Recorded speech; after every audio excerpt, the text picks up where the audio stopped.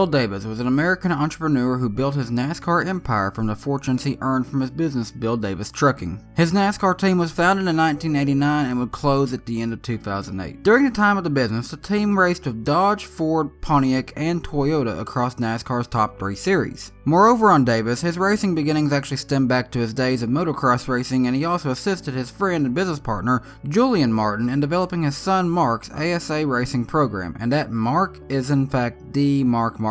Now, Bill Davis Racing had fielded a lot of cars over the years and had a lot of partners and drivers over the years, but none was more well known than their number 22 entry with Caterpillar as the primary sponsor. Originally, when Ford was Davis's manufacturer program, Ford wanted Davis to hire up-and-coming driver Jeff Gordon, who had just won the Busch Series Rookie of the Year in 1991. However, in the end, Bill Davis just could not beat out the offer presented by Rick Hendrick's team, and as we all know today, a Hall of Fame combination was formed there. So, with Gordon off the table, Bill Davis's next pursuit for the 22 was the man who finished second to Gordon in the Busch Series Rookie of the Year points, Bobby Labonte, with Maxwell House Coffee as a sponsor. The following season, the team would switch to Pontiac, and after the 1994 season, Labonte would leave to go race for Joe Gibbs Racing, and again, I think this was the best combination for Labonte, as he would go on to win the championship in the 18 car in 2000. In 1995, Maxwell House left the team, and MBNA would come on as a sponsor for 1995, and Randy LaJoie was originally hired to drive full-time, but midway through the season, LaJoie was released from the team due to a lack of performance. After this, Wally Dallenbach would drive the car for a series of races, posting a second-place finish at Watkins Glen, and ultimately the team would hire Virginia native Ward Burton to drive the 22 car, and this would be their driver for the foreseeable future after Ward won the team's first race at Rockingham in late 1995. With Burton behind the wheel, the 22 team slowly began to improve despite not winning races, and in 1998, the team finished in the top 10 in the Winston Cup Series point standings, and matched these results for 1999. And by this time, the team had signed their most recognizable sponsor, Caterpillar Equipment. In 2000, Ward Burton would bring the team back to victory lane in the spring race at Darlington. This win would be Bill Davis Racing's final victory of Pontiac, as they would join several teams in racing with Dodge and their intricate body style in 2001. The 22 team would return to victory lane in 2001 when Burton won the Southern 500, which was Dodge's second win since returning to NASCAR. But the team's string of consecutive top 10 points finishes was broken at 3, as the 22 team finished 14th this season. In 2002, Burton would open the season with by far Bill Davis Racing's greatest achievement, a victory in the 2002 Daytona 500. He would go on to finish the 2002 season with another victory at New Hampshire later in the year, but despite 2 victories, they would still finish 25th in points after a series of inconsistent finishes. They didn't know it at the time, but that 2002 win at New Hampshire would not only be Ward Burton's final Cup Series victory, but also Bill Davis Racing's final Cup Series victory. But let's not get too far ahead, there's still much more to discuss. So at this point, with 5 victories for Bill Davis Racing from Ward Burton, you'd be thinking, this team has had a good rise, they seem to keep getting better. What could possibly go wrong?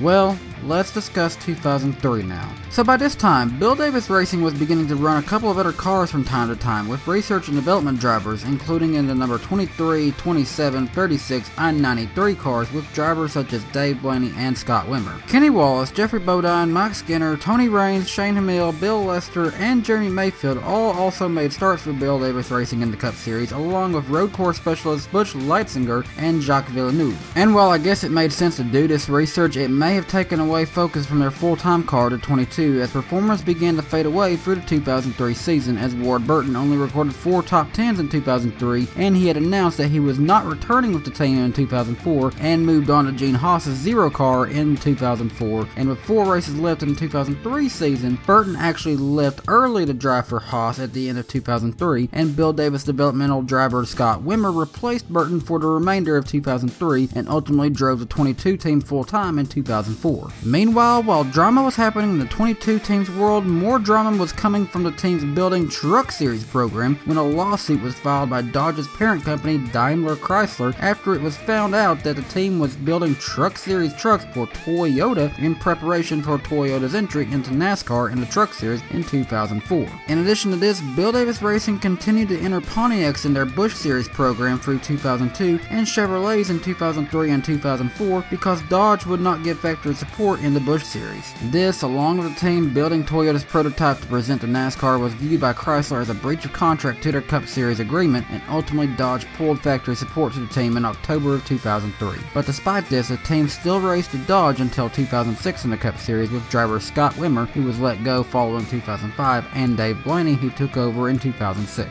Now, in 2006, the team did actually stop displaying the Dodge logos on their cars, and in 2007, they were a part of Toyota's entrance into the Cup Series with the introduction of the Toyota Camry in 2007, along with his partner from the 2006 season, Michael Waltrip. Dave Blaney was a driver for the number 22 Caterpillar Camry in 2007, and at the 2007 Lennox Industrial Tools 300 at New Hampshire, Dave Blaney became the first Toyota driver to score a pole award in the Cup Series. Blaney would score a top 10 at Indianapolis, and in the fall race at Talladega in 2007, he would score the best finish for any Toyota driver that season with a third place finish there. On top of this, in Toyota's debut year in NASCAR, the 22 team was definitely their best before landing Joe Gibbs Racing, as the 22 car was the only Toyota team to finish in the top 35 in owner points in 2007. The team had a terrible start to their 2008 season as well, and they even failed to qualify for the 2008 Aaron's 499, which hurt them in a big way, and they would return the following week to finish in 18th place, and the next week at Darlington, the 22 car would score its best finish of 2008 with a 9th place finish. As performance would continue to dwindle in 2008, and others in the Toyota camp would begin to excel and have success and even win, Caterpillar would announce that they would be leaving their longtime partner Bill Davis Racing in June of 2008 following the 2008 season to go to Richard Childress Racing in 2009, where they have been ever since. In December of 2008, it was announced that Bill Davis sold majority ownership of his NASCAR teams to Mike Held, a California businessman, and Marty Gaunt, an executive of Bill Davis Racing. The same day this was announced, Gaunt and Held announced that they would also be buying into Triad Racing Technologies. Dave Blaney would leave this organization to go race for Prism Motorsports in 2009, and Penske Racing would purchase the 22's owner points and transfer them over to the 77 of Sam Morris Jr. And while I may still be missing some in-depth research from BDR's Busch Series and Truck Series programs, that right there is as good of a story I can write on the rise and fall of Bill Davis Racing. What are your thoughts? What do you remember most from Bill Davis Racing? Feel free to leave a comment down below. Also, I invite you to please give the video a like. It really does help my channel out a lot. Also, if you're new here or just haven't done so already, please go ahead and hit the subscribe button and be sure to turn on notifications so that you never miss a new video of mine. And be sure to follow me on Twitter at DannyBTalks to stay in touch with me. Thank you so much for watching my new video, and I hope you have a great day.